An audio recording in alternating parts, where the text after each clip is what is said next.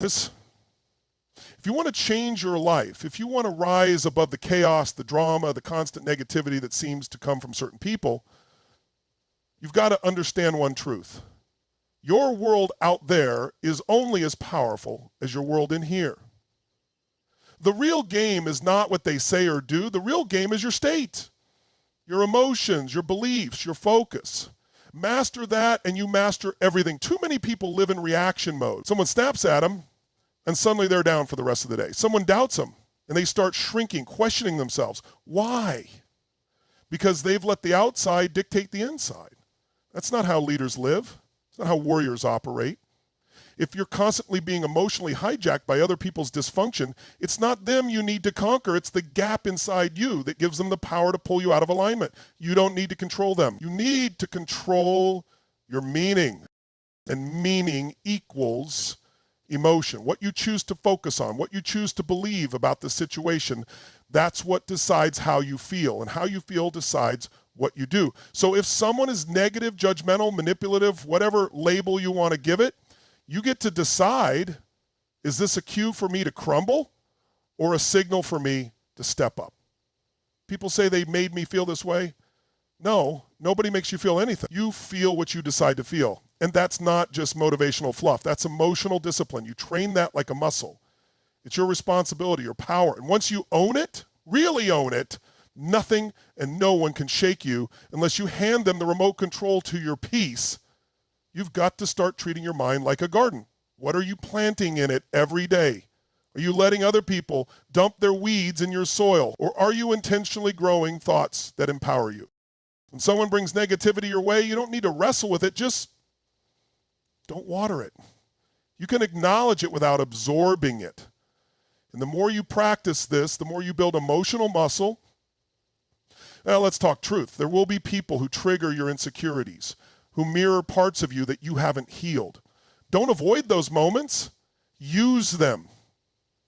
That's not a punishment. That's feedback. Life. And you each giving you a mirror saying, here's where you grow next. If someone's words hurt you deeply, ask yourself why. What part of you still believes what they're saying? That's your invitation to heal. And once you do, they lose the power to sting you. Imagine waking up every day and no matter who tries to throw you off, you stay centered, grounded, unshakable. That's not a fantasy. That's what happens when you train your emotional state like an athlete trains their body. And just like in fitness, it's about repetition, consistency, and intensity. You condition yourself to respond instead of react. You choose presence over pressure. You operate from a place of strength, not survival. At the end of the day, your freedom isn't about removing difficult people from your life. It's about removing their grip on your peace. That starts and ends with one person. You. When you master your inner world, you become the thermostat, not the thermometer. You don't rise or fall based on the temperature around you. You set the temperature. You lead the room. You bring the energy that others start to match. And that's real power. And it starts the moment you decide that nobody owns your emotions but you. One of the greatest freedoms you'll ever give yourself is the decision to stop taking things personally. Think about how much energy we waste carrying the weight of someone else's pain, anger, sarcasm, judgment. We absorb it like it's truth, when in reality, it's projection. Most of the time, what people say or do has nothing to do with you. It's a reflection of their own internal world, their fears, their frustration, their unmet needs, their past. People respond to life based on their wiring. They're not seeing you clearly. They're seeing you through the filter of their own experience. And when someone lashes out, belittles you, ignores you, or tries to pull you down, that's not a definition of who you are. It's a definition of where they are emotionally. But if you take it personally, if you internalize it, you start shaping your identity around their broken lens. You have to wake up to this truth. What they think of you is not your responsibility. Their judgment is not your reality. When you let someone's opinion define your emotional state, you hand them control over your life. And most of the time, they're not even thinking about you. They're trapped in their own storm. You just happen to be in the splash zone. Let me ask you something. Have you ever been having a bad day and you snapped at someone who didn't deserve it? You didn't mean to hurt them. You were just overwhelmed. And maybe later you felt regret. We've all done that. So why do we assume that when someone else behaves poorly toward us, it's calculated? Why do we forget that other people have their own battles going on too? Taking it personally is not strength, it's insecurity. It's the ego trying to make everything about itself. But real power comes when you can look at someone's behavior, even if it's cruel, and say, this isn't about me. That doesn't mean you tolerate abuse or allow disrespect. It means you don't absorb it. You don't let it dictate your worth or steal your peace. You've got to become emotionally intelligent enough to recognize when someone's triggering your pain because they haven't dealt with their own. When you realize this, compassion replaces resentment. Boundaries replace walls, and suddenly you stop fighting battles that were never yours to begin with. Remember, people can only meet you at the level they've met themselves. Some are operating from old wounds, old patterns. They haven't done the work yet. That's not your burden. Your job is to stay rooted in your own truth. You don't rise by shrinking for others, and you don't grow by internalizing their noise. This isn't about being above anyone. It's about not being dragged below your standard. Because the moment you start questioning your value because someone else couldn't see it, you've given away your power. And trust me, your power is too valuable to be handed over to someone who hasn't even learned to handle their own. You have to make a decision. Will you let their chaos define your clarity, or will you hold your ground knowing that their storm doesn't belong in your sky? That choice changes everything. Because when you stop taking it personally, you don't just protect your energy, you take back your identity. And in that space, nothing they say, nothing they do has the power to shake you. That's not indifference. That's emotional mastery. Too many people go through life thinking the only way to protect themselves is to shut down. They get hurt, they get disappointed, and their response is to build walls, emotional barriers that say you can't come in. But here's the truth. Walls don't just keep pain out, they keep connection out too. And you weren't born to live behind a barrier. You were born to live fully, love deeply, and stand powerfully. But to do that, you don't need walls, you need standards. See, a wall is built from fear. A standard is built from value. When you set a standard, you're not rejecting people, you're respecting yourself. You're saying, this is the energy I allow into my space. This is the behavior I will and won't tolerate. This is what I expect, not because I'm better than you, but because I've decided to treat myself better. Some people hear boundaries and think it means being cold or distant. No. Boundaries are clarity. They tell the world how to treat you. If you don't set them, someone else will do it for you. And often they'll set the bar way lower than you deserve. People will only meet the standard you hold for yourself. So if you're constantly being disrespected, overlooked, or drained, it's not just about them. It's a signal, a call to raise your standard. Here's the thing. The people who get upset when you set a standard are usually the ones who benefited from your lack of it. And when you start to value yourself more, don't be surprised if some people call you difficult or selfish. Let them. That's just discomfort speaking. Their reaction is not your responsibility. Your responsibility is to your peace, your growth, your alignment. Ow. Don't confuse setting standards with trying to control others. You can't force someone to act differently, but you can decide how long you're willing to stay in environments that violate your peace. You can't change someone's behavior, but you can change your proximity to it. You can choose whether you allow yourself to stay in circles where you're tolerated instead of celebrated, drained instead of inspired. Setting a standard doesn't mean you stop loving people. It means you love yourself enough to know when to step back. You can love someone and still say, I won't participate in this anymore. That's not cruelty. That's clarity. And that clarity will attract people who rise to meet you, who respect your energy, who match your frequency, because energy doesn't lie. When you elevate, the world around you starts to shift. People worry, what if I set standards and I end up alone? But ask yourself this, what's lonelier, being alone or being surrounded by people who diminish you, dismiss you, and drain you? Being alone in alignment is far more powerful than being connected in chaos. So stop apologizing for requiring more. Stop explaining why you no longer settle. Your job is not to lower yourself to be accepted by everyone. It's to rise and let the right people meet you there. That's how you live from your core, not your wounds. That's how you stop surviving and start leading your life. When you trade walls for standards, you don't isolate, you elevate. And in that space, the quality of your relationships transforms. You stop attracting what you tolerate and start attracting what you truly deserve. That's not luck. That's self-respect in action. Life is going to test you. People are going to say things that push your buttons. Situations will come up that challenge your patience, your peace, your very identity. But here's the truth. It's not what happens that defines you, it's how you respond. Most people go through life reacting, knee-jerk, emotionally driven, instinctive. But reaction is survival mode. Strategy is where power lives. When you react, you give away control. You become a puppet to whatever energy is thrown at you. Someone criticizes you, you fire back. Someone disrespects you, you shut down or lash out. You're not leading anymore. You're following your impulses, following your anger, following your pain. And in that state, you can't think clearly, act intentionally, or grow meaningfully. But the moment you shift from reaction to strategy, everything changes. You go from being emotionally hijacked to being emotionally intelligent. You start asking, what outcome do I actually want here? What version of me do I want to show up in this moment? And that gap between stimulus and response, that's where leadership is born. That's where growth lives. That's where you start winning the invisible battles. Let's be real. There's a part of you that wants to react, that ego part that wants to defend, to be right, to protect your pride.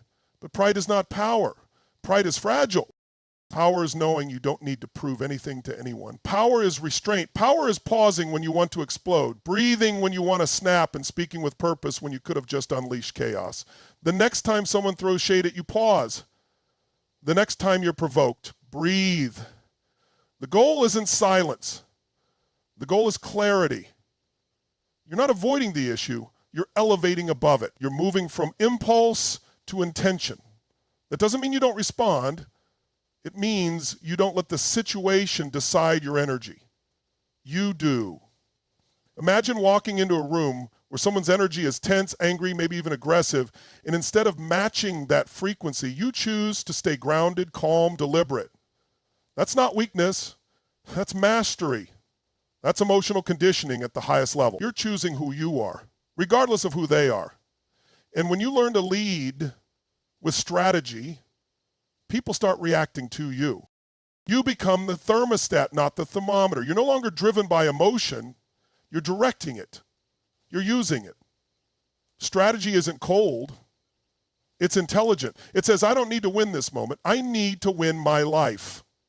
And sometimes that means letting go of the need to be right, to get the last word, to match their chaos. The question is, do you want to be reactive? You can't be both.